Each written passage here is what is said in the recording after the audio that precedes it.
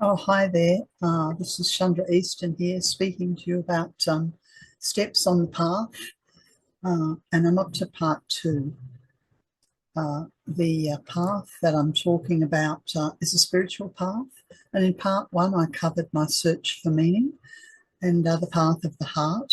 And I hope in part two that as I enumerate some of the steps that I've taken that have led me forward, that it's useful for you to reflect upon your path and the tools that you've found, or the teachers or the teachings. And in part two, I'm covering how I found myself at the feet of the holy ones in the fiery path of service and the trail of breadcrumbs. It's an interesting phrase, isn't it? The holy ones. It's not really very modern. Most people in the 21st century wouldn't necessarily use that phrase, but I find it speaks to me.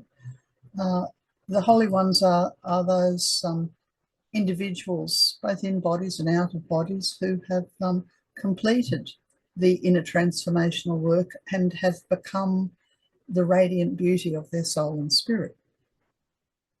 So I'd been seeking for an authentic teacher, and as I explained in part one, I'd found the Society of Maitreya Theosophy and my teacher, Ananda Tara Shan, the mother founder of this group, Ananda Tara Shan. And Ananda explained, and I had an encounter with an Ananda through meditation when I first met her in the physical. I'd known of her for a year or more, but when I first met her in the physical, had issues with having a teacher, because some part of me was looking for a teacher and another part of me was resistant to it. But I had this encounter with Ananda through meditation experience when she explained that she was simply a doorway to divine love. And I found that gave me the confidence that I needed to be able to continue, because I wasn't looking for a guru to fall at their feet. I was looking for divine love. I was looking for the source of this profound energy of love that I had experienced over the previous years, from 1987 through to where I was now. And the foundational text, one of the foundational texts from Ananda's work was the 17 Steps to Perfection, this book that combined our meditation with meditating upon the planets in our solar system. And through this book, I encountered different layers of myself. And one of the other things that happened by having a teacher in the physical as opposed to the Lord Dwell Cool in the book was that it's a difference between, it's a full-bodied experience. I found an introduction to the holy ones that I'd learned about and heard about in the teachings of the Lord Dwell Cool. I experienced them energetically, on a heart level, on a physical level. There's different members of the angelic kingdom, aspects of the Earth spiritual hierarchy, and I experienced these by visiting the New Himalaya. So this path that I had stumbled upon through my persistent sort of call, because it was now about 3 or 4 years since I'd found that sort of beating rose pink heart that I'd sort of felt like it was somehow like an enormous loving beehive. And I realized that this was the heart of the Lord Maitreya. And the Lord Maitreya is the world teacher for angels and all of humanity. And Lady Ananda and her work was to establish anchoring points, abodes, if you like, for the Lord Maitreya in Australia and New Zealand and Europe and North America. And the Lord Maitreya is the fifth and the future Buddha of Earth, and is the Buddha the Buddha to be, the Buddha who's coming in the 21st century. And this was what I'd been looking for since I'd read that sentence in the externalization of the hierarchy about the 21st century update. And Ananda described this as the way of the heart.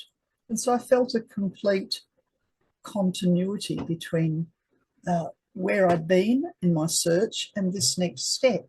And I know that many people in their search get to a point where they've outgrown a particular path or a particular way, and they look for the next step or the next teacher or teaching. So because I found myself completely at home with this work, then I set about, I'm an Aquarian and I've always been extremely interested in working with groups. So I set about establishing, this is with the blessings of Lady Ananda, a meeting place in the Northern Rivers. And then based upon the foundational teachings of the Society of Maitreya Theosophy, we began to, and I gathered around me like-minded group workers, co-workers, who wanted to work in this way to be the best version of themselves, to heal themselves and to help to bring greater light and peace to the planet. And so we worked with full moon meditations and study groups and earth healing services, and we had lecturers that came from Melbourne, from Daylesford, from further afield, from Scandinavia. And what I particularly loved about this was that this path, this way of the heart, had practical tools for transformation.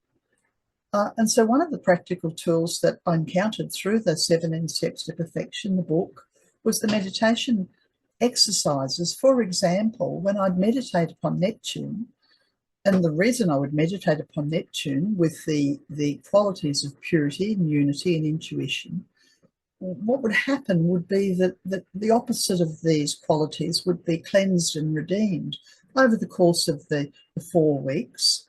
And I subsequently discovered that it put me in deep connection with the Lord Jesus. And I felt as if I had, and indeed I had, a strong connection with the Lord Jesus down through the centuries. And of course, there were other tools as well. There was the flame meditation, which worked to cleanse and purify the aura.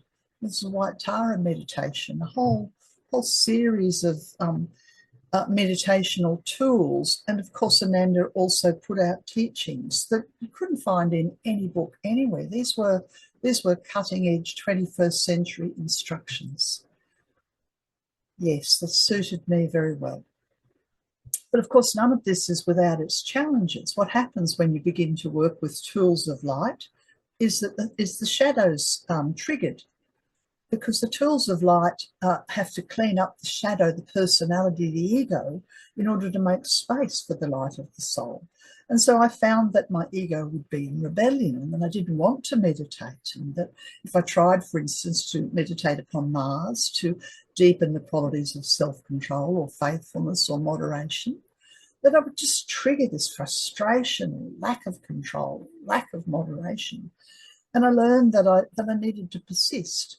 And sometimes I would work, with the Mars meditation, for example, every week for a month. Other times I'd wait till I was having a particular transit that was activating my Mars, and then I'd found that it would be very useful timing.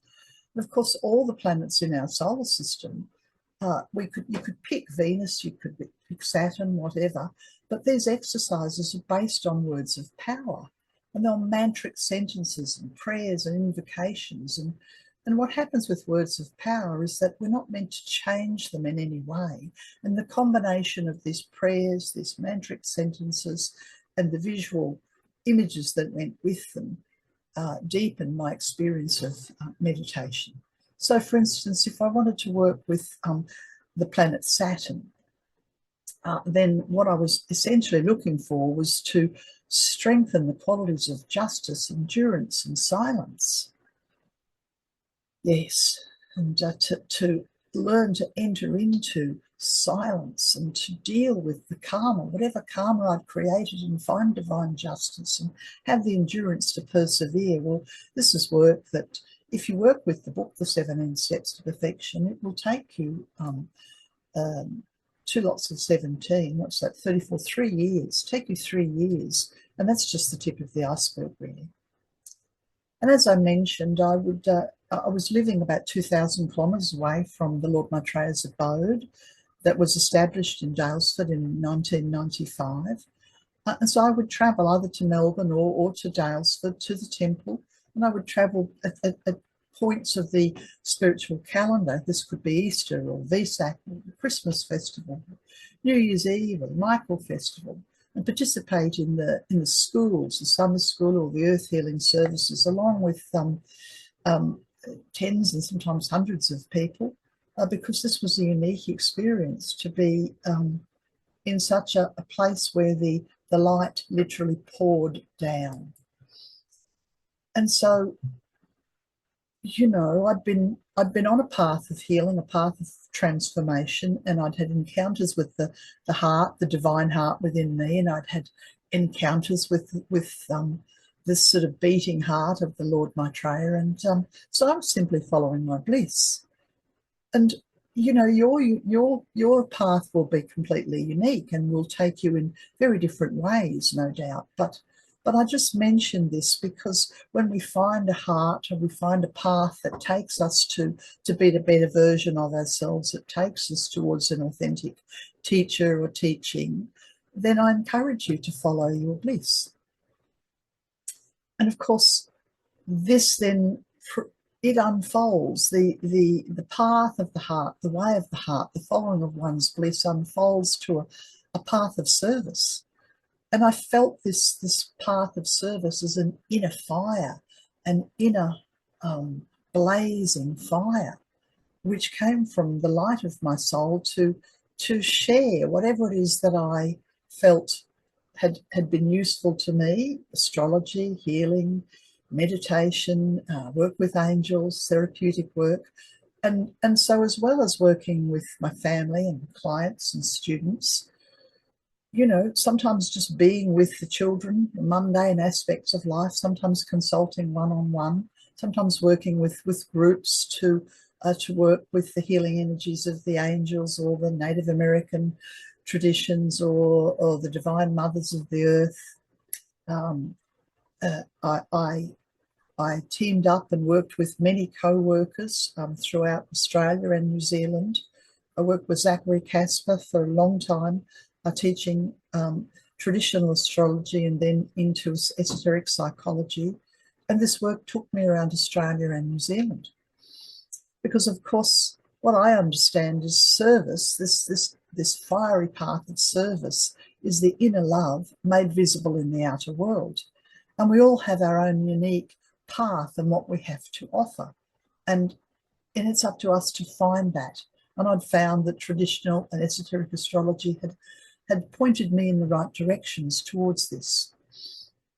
And early in 2002, Ananda had asked me, she said that I'd been invited into the global work and would I go to Europe? And this felt, on the one hand, the obvious next step in my life, and on the other hand, completely and utterly impossible. So my heart said yes, and my mind said, how on earth can this happen? And many of us have these reactions. Our heart will give one response and the mind will give another. And so I sort of explained to Ananda, this is impossible. I'm a single parent. I have 4 children at home. But, you know, when we trust and have faith that something's not impossible, and maybe the impossible is within us, then magic can happen. And so with the support and the blessings of my teacher Ananda, and with the support and the blessings of the children's father, I entered into the global work the following year. But at the end of 2002, there was a major crossroads that occurred in the life of our entire group, all of Ananda's people in Australia and around the world, because the Lady Ananda left her physical body and moved to the inner. And so this was the end of the 3rd stage of my life. And yet Ananda had pointed me towards the door of the next stage, the 4th stage. And so I did my best to follow this fiery path of service. And you know, it's not possible to enter into service work in the 21st century without entering into group work, because this is the age of the group and the age of the heart. And so I was extremely blessed to work with co-workers in Denmark and in Iceland and other places. And I found this to be a tremendous grace. And the next natural step to my soul's dharma, my purpose. But it wasn't just the group work, it was also family life. So I felt as if I was juggling and working with the householder path, which indeed I was, and the 4 children and my domestic and ordinary life, with over the next 14 years travel and healing and education, and work with the group in places as far afield as Christchurch and Reykjavik and Copenhagen, Oslo, Stockholm, Dublin, London, St. Petersburg. And none of this would have been possible without co-workers and without the group heart and the anchored energy that I found in Iceland and in Norway and in New Zealand, in Denmark. Yes. And people love to work in groups. And what happens when we work in groups is that we have access to a greater, larger energy, a more reverberating energy than if we just work on our own. And now the Lady Ananda had taught all of her pupils how to work within the temple, how to work within buildings. But one of the things that happened for me when I began my work into Iceland in particular, and then on into other places, is that I was introduced to the spirits of place. And of course, you know, the Icelandic people, they are very, very connected into nature and to the invisible ones and the spirits of place. And I discovered that so was I. I discovered that this was a natural way for me to work out in nature. And so so I began not only to teach or to work with clients, but to actively seek out sacred places, what we call the thin places on earth, places where the veil between heaven and earth is thin. And I did this all around Europe and Australia, not on my own, with many co-workers. And, you know, I discovered that profound ceremonial healing work could be done at a glacier, at a waterfall, at a stone circle, on the rooftop of a mountain, deep within a forest. And I recognised that I had the ability to communicate with the landscape divers and the extraterrestrials and the indigenous elders of you know, the Arctic region or Central Australia in this ceremonial work. And so I had wonderful, wonderful connections with the sentinels of so many sacred sites and sacred places, known and unknown. Snæfellsnes in Iceland, profound experiences. The magical island of Iona off the west coast of Scotland, the Hill of Tara in Ireland, and so many other places. This is an image here of the sacred sentinel known as Long Meg, and she's the largest and the entry point to a stone circle, very, very old stone circle in the Lake District in England. And this visiting of sacred places, it occurred in Australia. I went into the heart of the continent with groups, and in 2020 with a co-worker, Namita Trensky, and we went into Uluru and Katajuta and working with groups. I went with Arjuna Govinda in this work of the earth healing. And what I you know, to enter into earth healing work is indescribable.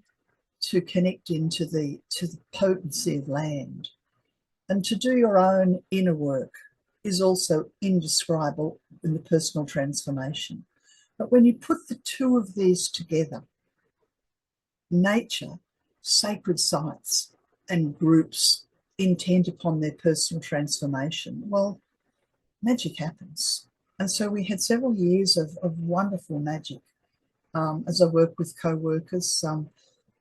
And out of this period in the earlier years, I'd found, because I'm naturally a writer, I'd found that poems or words came to me. And some of these poems, Arjuna, Govinda, and David Mandara, and Lawrence Lindhart, I put them to music, and they became wonderful tools we could use in the group work. And I was confused because that work was a little earlier, and it was 2020 when I went into.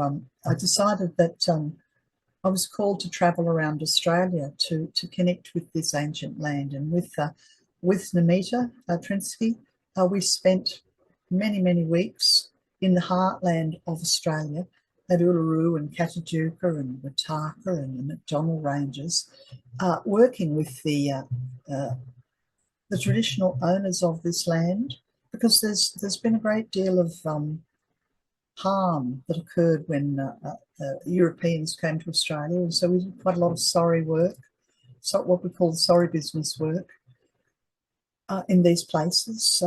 And then subsequently I travelled on into Arnhem Land, up into the East McDonald's and into the West McDonald's, West Kimberleys, sorry, the East and the West Kimberleys. And this image up the top here is of the Echidna Chasm and the Bungle Bungles. And it's such a wide ancient land, Australia, and the spirit of the place, whether you find it in rainforest in North Queensland or in the heart of the Bungle Bungles or in the West Kimberleys. The spirit of the place is alive, and wonderful work, wonderful experience. And I wanted to talk to you now about the trail of breadcrumbs that I've left. And, you know, many people, when they enter into I'm now in the 7th decade of my life, we have a sense that we want to leave a legacy, that's something that is a trail of breadcrumbs for where we've been and where we've gone, so that others may benefit in some way. And whether that's the children that benefit, the grandchildren, the extended family, the soul group, and everybody leaves a legacy in one way or another. And my legacy has been through teaching and through books and through meditations, through talks, YouTubes, resources. And there are many of those that are available. And I encourage you, at whatever phase of your life you're at, to remember that you will have your trail of breadcrumbs, you will have your legacy, because none of us progress without the support of those ahead of us on the path. And therefore we have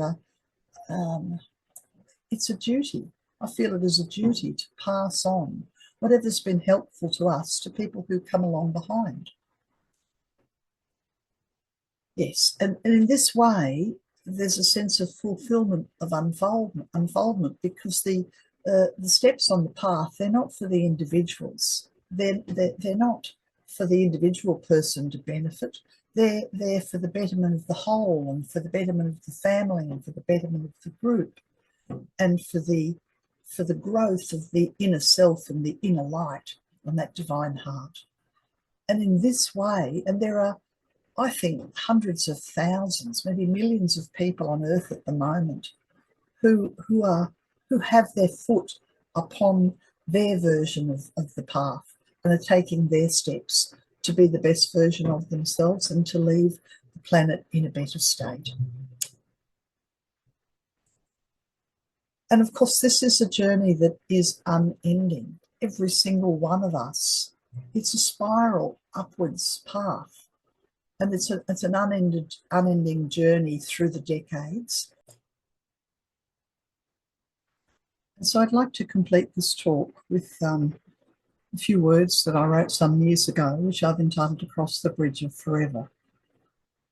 Across the bridge of forever into the timeless realms, across the bridge of light into the realms transcendent, across the bridge of joy into the song of my heart, across the bridge of fear into my loving embrace, across the bridge of separation into the new society.